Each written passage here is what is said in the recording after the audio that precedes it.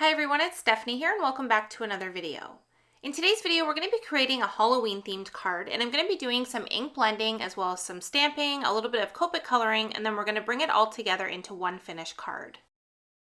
I don't typically make a lot of Halloween cards, but I do like to make a couple just to have them on hand for small nieces and nephews who like to receive them. I've been really inspired by kind of really dark colors like blacks and purples, and even oranges with grays and blacks as well. So I picked out some purple and orange Distress Oxide inks, and I actually created a purple background already and I hated it. So I decided to kind of get rid of that one and just focus on the purple colors, and I love how these ones look together. I did a lot of ink blending here. You can see I started with the black and then I went into the purple, and I kind of went light with the black at first because I was a little worried it would be too dark, but I ended up loving this super dark. So I really ink blended it. I filled it with a lot of ink, made sure the purple and the black really blended nicely together. And then I took some water and sprinkled that on top just to give it a little bit of a distressed look and kind of bring some lightness to that dark background. And since we did add water on there, the panel is a little bit wet, so I set it aside to dry, and I'm going to work on the stamping for the card. So today I'm going to be using the Birdie Brown Fab-BOO-lous stamp set. This is one of my favorites for Halloween cards because it has a ton of different character stamps, and all of the little characters are ghosts. So it really creates a cohesive look if you use a lot of the images on a card. I had a hard time picking out which ghosts I wanted to feature on the card, so I decided to use all of them. You'll see when we create the card that we have the space for them anyway. And then I also added the little tombstone, which we're not going to end up using, the spider web, as well as the little spider. So the quickest way I find to do this is to use a Misty stamping tool and just lay out all of the stamps at once and then just stamp them all at the same time. If you don't have a stamping tool, no problem. You can just go ahead and use an acrylic block and stamp your images just a couple at a time or even one at a time.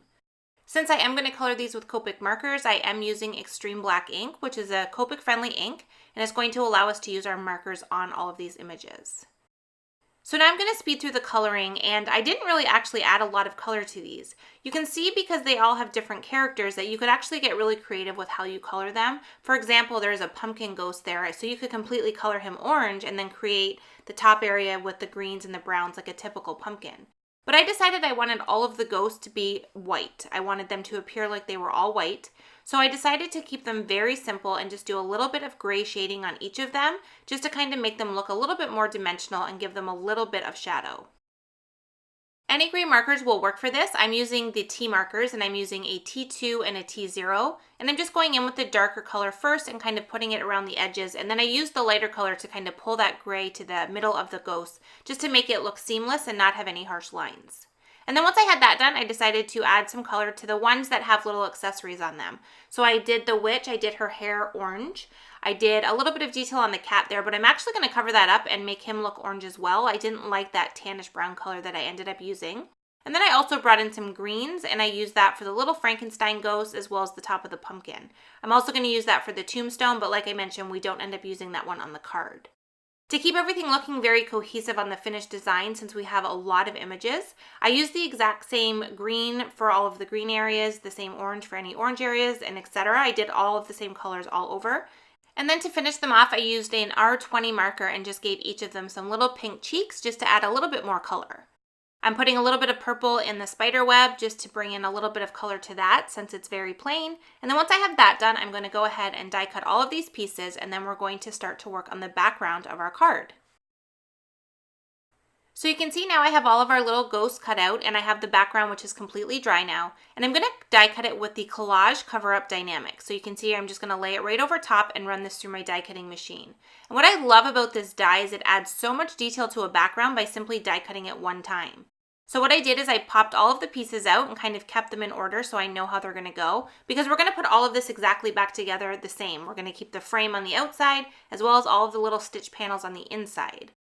So for the stitch panels that we're going to add, I'm going to use liquid glue and adhere them directly to our card base, which is a 4 1/4 by 5.5 inch card base. And what I've done is I've used some repositionable tape, and I've taken the outside edges of that collage and I've put it onto the card so that I can get all of these squares exactly where they need to go, so that everything will line up perfectly when I put the frame back onto the card. So I'm just taking each of the squares and I'm adding the liquid glue right to the back. I like using this type of glue because it gives me a few minutes to kind of move them around and get them right into the open area of the square. And then once I have them all in place, I'm going to go ahead and remove the outer frame. Now I'm not going to put that middle one in quite yet because that's where we're going to put our sentiment, and I want to heat emboss that. And I prefer to do the heat embossing with it outside rather than having it adhered on the inside of the card. It's just going to provide less warping on the main card area if we get any of that with the heat setting. Before you stamp out your sentiment, you're going to want to make sure that the panel is completely dry. So if it's wet at all, any of that embossing powder is going to stick all over and you're not going to get a really nice defined sentiment stamp. So what I like to do is just take my embossing powder before I do the stamping, which I did before I just did this, and just kind of put it on the panel and make sure it doesn't stick. Mine was good to go, so I went ahead and stamped it, I heat embossed it, and now I'm going to add it into this open area. It's going to fit right in there. And then once I have that in there, I'm going to go ahead and remove that frame again. And I'm going to add foam adhesive to the entire back of that frame. Now it's a little bit crazy. It took me a little bit of time. I had to trim all my foam tape, and then there's a lot of different areas because we're going around all of the squares. But I love the look of having the frame kind of raised off of the card and then all of the panels tucked underneath, adhered flat. Okay, so now this is my favorite part. I love taking all of the ghosts and figuring out where I want to put them. That grid design is really great because we're able to put a ghost into each of the squares, and I'm using foam adhesive to raise them up off of the cards so that they're the same level as the frame that we put around the outside edge. Once I was happy with where I had them, I used my tweezers and just kind of put them all in each of the squares. I find tweezers a little bit easier to see where I'm placing them, and I made sure to not put them all straight up and down. I wanted to add a little bit of character to the card, so I have some of them kind of tilted. And then I have the little spider adhered directly to that frame piece, so it kind of looks like he's coming down off of the web.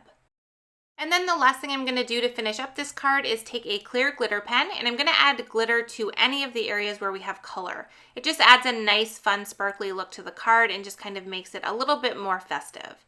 And then that is going to complete our design. We have this really fun Halloween card where we have the purple and the black background. It's just really vibrant and stunning. And then we have all of these ghosts kind of adhered over top.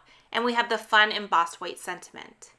So I hope today's video gave you some ideas on ways to create a Halloween card with multiple images. As always, I appreciate you being here for another video, and I hope to see you again soon. Thanks for watching.